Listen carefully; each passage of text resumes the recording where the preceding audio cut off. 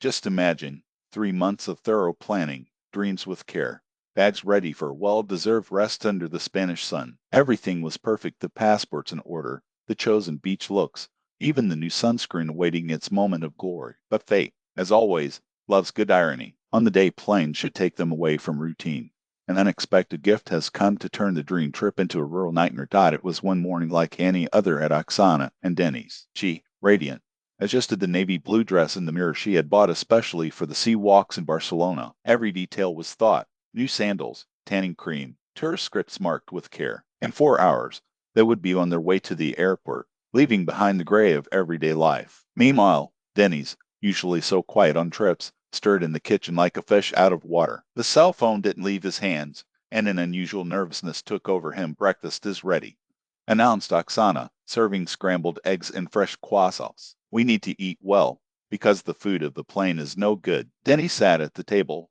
but his eyes were distant, fixed in the void. The phone rang again. Mother blinked on the screen. He ignored the call, but the device insisted. With a sigh, Oksana poked, answering soon.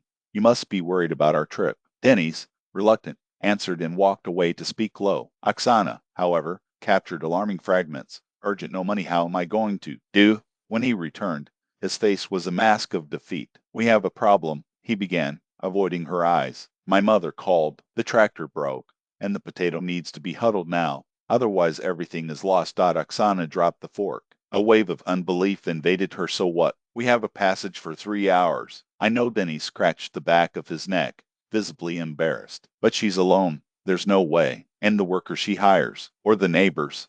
Oksana's voice was already shaking with anger. "She has no money to pay anyone." It was then that Oksana felt the blood boil. 3 months saving, dreaming, organizing every detail, and now, at the time all went down the draft because of a tractor. "Denny's, you can't be serious. We planned this for months. We agreed to work at work. We keep every penny. I know, but it's my mother." He exploded. "She created me alone, gave me everything, and that's why should we abandon our lives whenever it snaps our fingers?" Oksana got up from the table, her handy hands. "If you want to help you so much, go alone. I go to Spain, as we agreed." The silence that followed was sharp. Denny's lowered his head, and when he finally spoke, his words were like a punch in the stomach. "I already canceled the tickets." The air seemed to freeze. Oksana turned slowly, her eyes wide. "What? I returned the tickets. The money comes back, but the rate." Explain, as if that were a consolation, "without consulting me." Her voice was a dangerous whisper. "I thought you would understand." He stammered. "My mother is in trouble, and we here, planning a vacation. You transferred the money from the trip to her, didn't you?" Oksana already knew the answer. Denny's did not have to confirm. His silence was enough. It was then that something inside her snapped.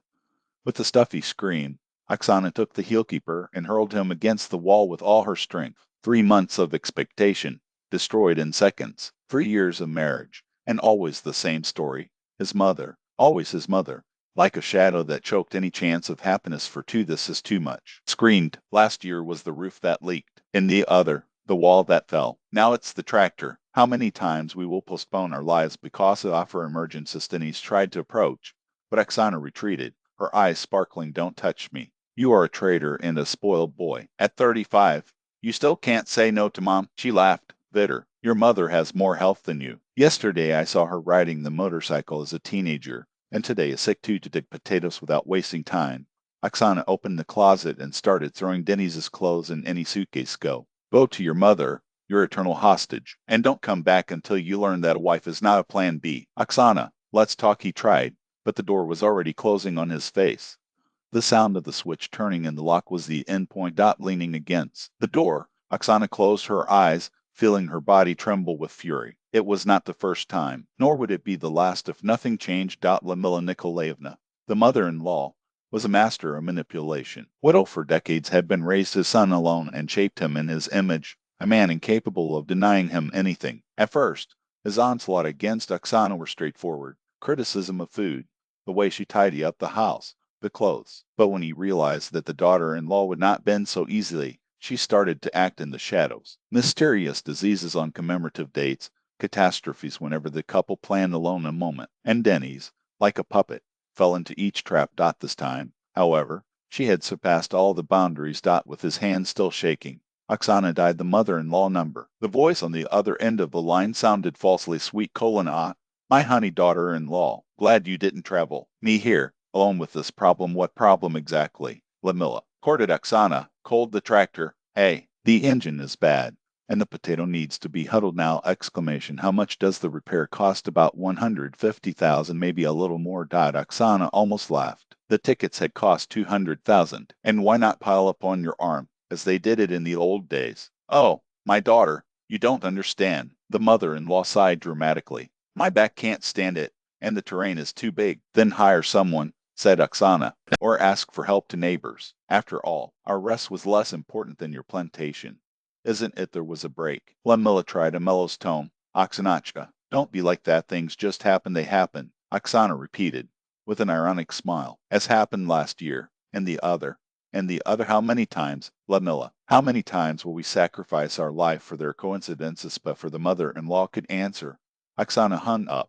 There was nothing else to say. Looking out the window, she saw Denny's in the hall, her suitcase, her face, a mask of defeat. For a moment, he almost felt sorry, but then he remembered their bags, still closed in the room of their dreams, crushed once again. No, this time, there would be no easy forgiveness. Or Denny's learned to choose his family, the family he had built, or there would be no more family to choose from. For the third time in a row. How, always on the eve of our holidays, are these emergencies so convenient? I don't understand what you're talking about. Ah, but I understand perfectly. Goodbye. Oksana hung up with a dry gesture and, without wasting time, dialed another number. Hello, Svetlana. Akwit is Oksana Kamiakova. Do you remember mentioning that your company does private investigations? Svetlana Morozova, a former classmate and now head of a small detective agency, replied without hesitation. Of course I remember. Any problem? I need a complete check. Income, heritage, lifestyle. No problem. And who would be the target? My mother-in-law. The next day Denny's returned with his head down, his swollen eyes on a sleepless night in his mother's apartment. Ludmilla Nikolaevna had spared no effort to poison her thoughts. He married a shit, son. It demands that she bend. But Oksana didn't even raise her eyes from the notebook when he hesitantly tried a reconciliation. Let's make up. Oksana, I know you're upset. Upset? She closed the laptop with a snap. This word is too weak for what I feel. Did your mother need help? Your mother? Oksana crossed her arms, fixing it with a cold look. Did you know, Denny's, that your poor mother owns 3 apartments in the city center, which rents for unhappy value? Blinked, stunned.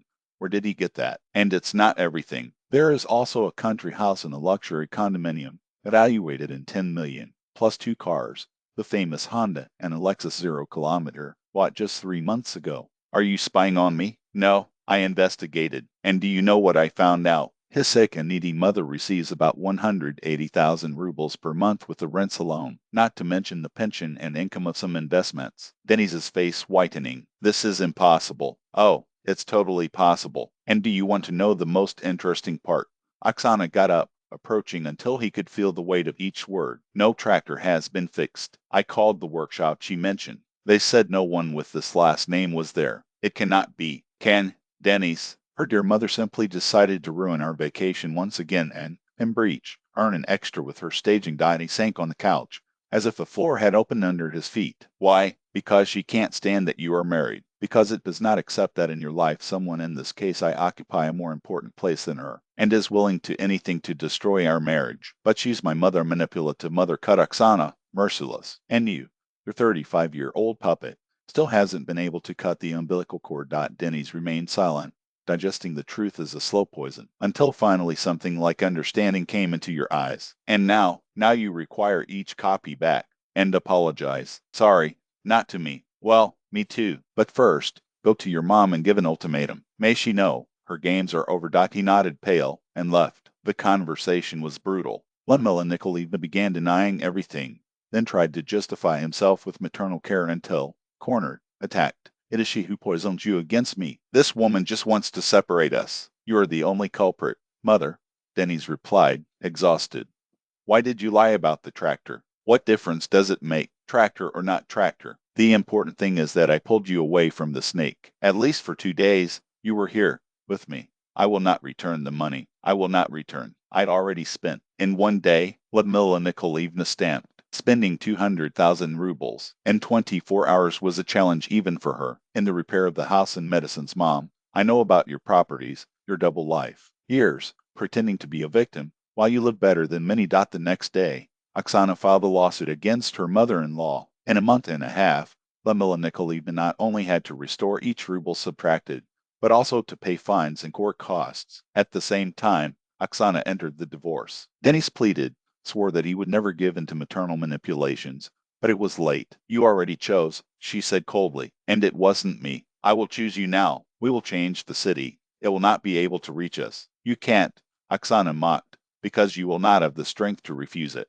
In a month, you will be running to answer it to the first call. The divorce was fast, without complications. There was no goods to divide except the apartment, inherited from his grandmother before the wedding, which Oksana kept. Denis returned to his mother's house. Lyudmila Nikolaevna celebrated her, finally free from the intrusa, but her victory was ephemeral. 6 months later, Denis met Tamara, a divorce with 2 children. Unlike Oksana at the beginning, Tamara gave no room for manipulation. When Lyudmila tried the old trick of the sudden illness, she appeared with the children and announced, serena, that if her mother-in-law was right on the brink, everyone would be to take care of her. Lyudmila healed on time, but learned the lesson. Meanwhile, Oksana rebuilt her life. With the money recovered from his former maid, he made the dream trip, a month in Europe, including that Spain. In Barcelona, he met Roman, an engineer from St. Petersburg who traveled alone. Roman was the opposite of Denis, independent, decided, a man who assumed his words. His mother lived in another city and never intruded on her life. A year later, they got married. Upon learning of the news, Lyudmila Nikolaevna tried to contact Oksana, proposing to forget the past, but it was irreducible. I have nothing to talk to you. 3 years passed. Oksana had a daughter, then a son. Roman was promoted. The family moved to a home in the surroundings. Life finally flowed. Denis, at that time, married and divorced again. Tamara could not stand the mother's constant pressure and took her children to another city. The new wife, Irina, lasted even less, 8 months. Lyudmila Nikolaevna aged, withered. Battles with daughters-in-law, processes, stress undermined their health.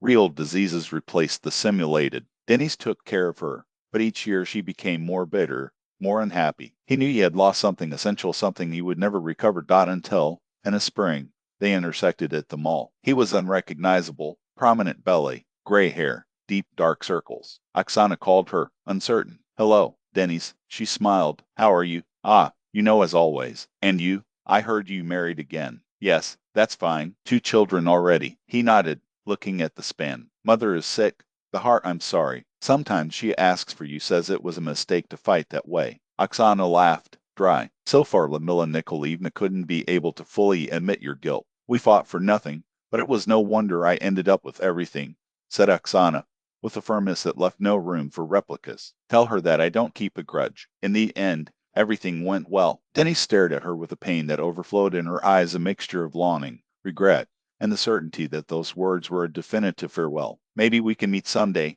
just to talk. He tried, his voice shaking. It's not worth it, she replied, soft but uncompromising. Our lives have taken different directions. And with that, he turned his back. Across the automatic doors, her husband was waiting for her children, their laughter echoing through the lobby as a melody that no longer belonged to Denis's past. He stood, watching her walking away, understanding that he had not only lost an ex-wife, but an entire universe. The smell of breakfast, silly discussions about which movie to watch, the pencil-drawn plans on the kitchen agenda. Everything that, without realizing it, had been the essence of his happiness, and now he belonged to another man. Oksana, however, walked toward her family with a light heart. 3 years earlier, when he had shown his then husband and his mother-in-law that he would no longer accept half-truths or complicable silences, he had made the right choice. Sometimes you need to have the courage to demolish what no longer serves to build something new and genuinely good. Lyudmila Nikolaevna died a year after that casual meeting at the mall. Denis aged alone, carrying the weight of an exhausted existence without ever learning to be really happy. Meanwhile, Oksana prepared her bags for another trip, this time Italy. An old dream now came true. Beside her, her husband adjusted the children's backpack, and the laughter of the little ones filled the house with joy that, once, Denis could only imagine in margarina's commercials. Life, after all, was not about enduring what hurt, but about embracing what made sense. And she finally understood that.